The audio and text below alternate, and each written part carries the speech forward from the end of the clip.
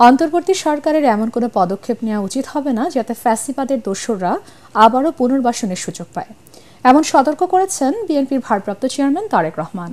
বিশিষ্ট ব্যক্তি ও পেশাজীবীদের সম্মানে বিএনপি আয়োজিত ইফতার মাহফিলে লন্ডন থেকে ভার্চুয়ালি যোগ দিয়ে তিনি বলেন, জাতীয় নির্বাচনের আগে স্থানীয় নির্বাচন দিলে স্বৈরাচারের দোসররা পুনর্বাসনের সুযোগ পাবে।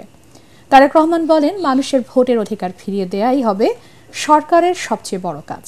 কামরুজ্জামান রাজীবের রিপোর্ট। রাজধানীর লেডিস ক্লাবে দেশের বিশিষ্ট ব্যক্তি ও পেশাজীবীদের সম্মানে এই ইফতার মাহফিলের আয়োজন করে বিএনপি। অনুষ্ঠানে বিভিন্ন ক্ষেত্রের পেশাজীবী ও বিশিষ্ট ব্যক্তিরা অংশ নেন। এতে লন্ডন থেকে ভার্চুয়ালি যোগ দেন বিএনপির ভারপ্রাপ্ত চেয়ারম্যান তারেক রহমান। স্বাগত বক্তব্যে বিএনপি মহাসচিব মির্জা ফখরুল ইসলাম আলমগীর বলেন, আবেগের মাধ্যমে কোনো সমস্যা সমাধান সম্ভব নয়, বাস্তবতার নিরিখে পদক্ষেপ নিতে হবে। গণতন্ত্রে উত্তরণের পথ সহজ করতে সবাইকে ঐক্যবদ্ধ থাকতে হবে। আবেগের মধ্য দিয়েও সমস্যার সমাধান করা যাবে না। আমাদেরকে বাস্তববাদী চিন্তা করে, ভবিষ্যতের কথা চিন্তা করে, পরিবর্তনকে সামনে নিয়ে একটা নতুন বাংলাদেশ, গণতান্ত্রিক বাংলাদেশ গড়বার জন্যই আমাদেরকে ওই লক্ষ্যে কাজ করতে হবে।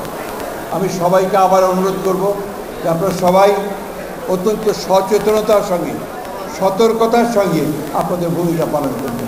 সঠিক প্যাড আর সঠিক তথ্য দিয়ে কেশু সামলে নিব এক হয়ে। Monalisa sanitary napkin.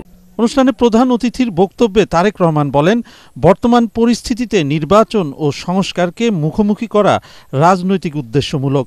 পুঁথিগত সংস্কারের চেয়ে রাজনৈতিক সংস্কৃতির পরিবর্তন জরুরি। বর্তমানে সংস্কার এবং নির্বাচনকে দৃশ্যত যেভাবে মুখোমুখি করে ফেলা হয়েছে, এটি নিঃসন্দেহে রাজনৈতিক উদ্দেশ্যমূলক। যারা সংস্কার শেষ করার পর জাতীয় নির্বাচন অনুষ্ঠানের কথা বলছেন, তাদেরকে উদ্দেশ্য করে বলতে চাই, যেটি শেষ হয়ে যায় সেটি সংস্কার নয়, কারণ সংস্কার কখনো শেষ হয় না। সংস্কার একটি ধারাবাহিক প্রক্রিয়া। জনগণের গণতান্ত্রিক চর্চার মধ্য দিয়েই কেবল সংস্কার প্রক্রিয়া টেকসই এবং সফল এবং কার্যকর হয়ে উঠতে পারে।